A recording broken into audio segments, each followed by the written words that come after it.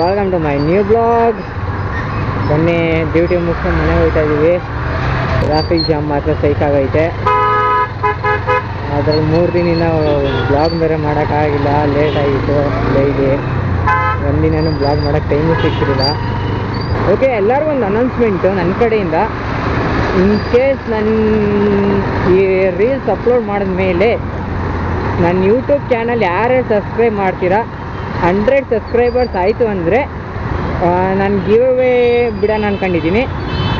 100 subscribers ಆದರೆ ಮಾತ್ರ ಬಿಡ್ತೀನಿ. 100 ಸಬ್ಸ್ಕ್ರೈಬರ್ಸ್ ಆಗೋಕ್ಕೂ ಮುಂಚೆ ಬಿಡೋಕ್ಕೆ ಹೋಗಲ್ಲ. ಯಾರು ನನ್ನ ಯೂಟ್ಯೂಬ್ ಸಬ್ಸ್ಕ್ರೈಬ್ ಮಾಡಿರ್ತಾರೆ ಅವ್ರಲ್ಲೇ ರ್ಯಾಂಡಮ್ ಆಗಿ ಚೂಸ್ ಮಾಡಿ ಅವ್ರಿಗೊಂದು ಸರ್ಪ್ರೈಸ್ ಗಿಫ್ಟ್ ಇರುತ್ತೆ. ಹೋಗಿ ಫಾಲೋ ಮಾಡಿ ಸಬ್ಸ್ಕ್ರೈಬ್ ಆಗಿ. ಲಕ್ಕಿ ವಿನ್ನರ್ ಯಾರಾದರೂ ಆಗಿರ್ಬೋದು. ಏನು ಕೊಡ್ತೀನಿ ಅಂತ ಏನು ಹೇಳೋಕ್ಕಾಗಲ್ಲ. ಅದು ಲಾಸ್ಟ್ 100 ಸಬ್ಸ್ಕ್ರೈಬರ್ಸ್ ಆಗಲಿ, ಆವಾಗಲೇ ಇನ್ಫಾರ್ಮ್ ಮಾಡ್ತೀನಿ.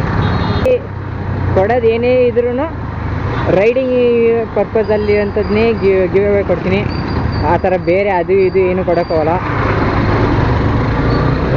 ಅಲ್ಲ, ಮೋಸ್ಟ್ ಆಫ್ ಎಷ್ಟೋ ಜನ ಹೇಳ್ತಾರೆ ನಾನು ಅದು ಕೊಡ್ತೀನಿ ಇದು ಕೊಡ್ತೀನಿ ಅಂತಾರೆ. ಆ ಥರ ಕೊಟ್ಟಿರೋದು ನಾನಂತೂ ನೋಡಿಲ್ಲ ಯಾವತ್ತೂ.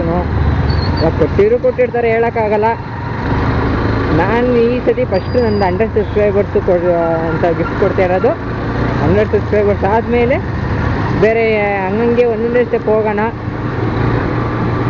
ನನ್ನ ಬೆಳೆಸಿ ಗಿಫ್ಟ್ಗೆ ನೀವು ಗೆಲ್ಲಿ, ನಾನು ಬೆಳಿತೀನಿ, ನೀವು ಬೆಳೀರಿ, ಅಷ್ಟೇ ನಾನು ಹೇಳೋದು.